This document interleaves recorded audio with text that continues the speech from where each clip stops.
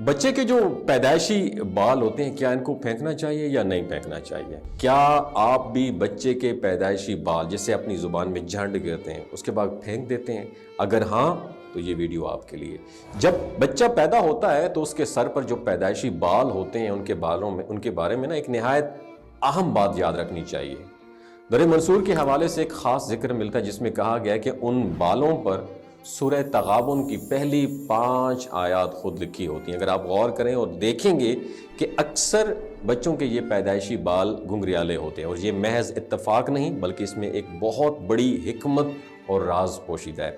یہ ویڈیو جو میں آپ ساتھ کانٹینٹ شیئر کر رہا ہوں، یہ اس لیے شیئر کر رہا ہوں کہ پچھلے کچھ دنوں پہلے میرے ہاں بیٹے کی پیدائش ہوئی، اور اس کے بالوں کے بارے میں جب میں نے ریسرچ کی تو مجھے اکبری چینل کے ایک مولانا صاحب ہیں، ان کی ویڈیو مجھے سامنے آئی، اور بہت ساری ویڈیوز جب میں نے ریسرچ کی تو مجھے بہت اچھی ریسرچ ملی۔ سوچا اپنی آڈینس کے ساتھ بھی شیئر کرتا چلوں، اور یہ وہ بتاتے ہیں کہ یہ جو پیدائشی بال ہوتے ہیں نا، عام بالوں کی طرح نہیں ہوتے، بلکہ ان میں اللہ کی ایک خاص نشانی ہے۔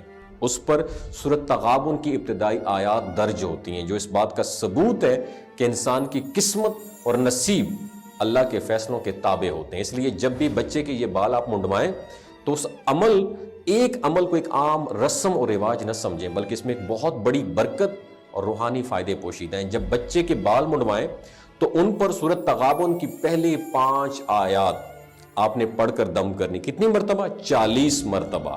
اور یہ عمل بچے کے نصیب، مزاج اور حیرت انگیز جو ہے نا مستقبل پر ڈیفینیٹلی فیوچر پر بڑا اچھا امپیکٹ پڑے گا۔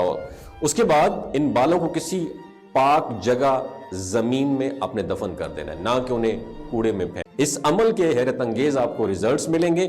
اپنے بچوں کے نصیب میں اللہ کی طرف سے برکتیں آپ کے ایسے بچوں کے نصیب میں اللہ تعالیٰ کی طرف سے برکتیں نازل ہوتی ہیں۔ ان کے مزاج میں نرمی، محبت اور شفقت پیدا ہوتی ہے، اور وہ زندگی میں کامیابی کی راہوں پر چلتے ہیں۔ اس طرح جب بچے کے بال منڈوائے جائیں تو ان کے وزن کے برابر چاندی یا اس کے برابر مالیت کے پیسے صدقہ کرنا نہایت ضروری ہے۔ یہ سنت نبی صلی اللہ علیہ وآلہ وسلم ہے، اور اس پر عمل کرنے سے بچے کی زندگی میں رزق، صحت، عزت اور عافیت کے دروازے کھلتے ہیں۔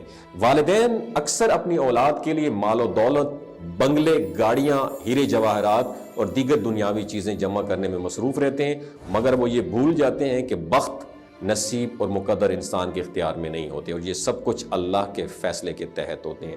زمین کا سسٹم انسانوں کے ہاتھ میں ہو سکتا ہے، لیکن آسمانی سسٹم اللہ کے اختیار میں۔ اس لیے والدین کو چاہیے کہ وہ صرف دنیاوی وسائل پر فوکس نہ کریں صرف دنیاوی وسائل کے، بلکہ اپنی نسلوں کے بخت اور نصیب کو بھی سنوارنے کے لیے ایسے اعمال کریں جو ان کی کامیابی کے دروازے کھول سکیں۔ اگر ہم چاہتے ہیں ہماری نسلیں عزت دار، خوشحال اور کامیاب ہوں تو ہمیں ان روحانی اصولوں پر بھی عمل کرنا ہوگا، جو حقیقت میں ہماری زندگی کو سنوارنے اور بہتر بنانے میں مددگار ثابت ہوگا۔ اور یہ عمل صرف دنیاوی فائدوں تک محدود نہیں بلکہ آخرت میں بھی اس کے بے شمار انعامات ہیں۔ یہی وہ آسمانی نظام ہے جو صرف عرش والا چلاتا ہے۔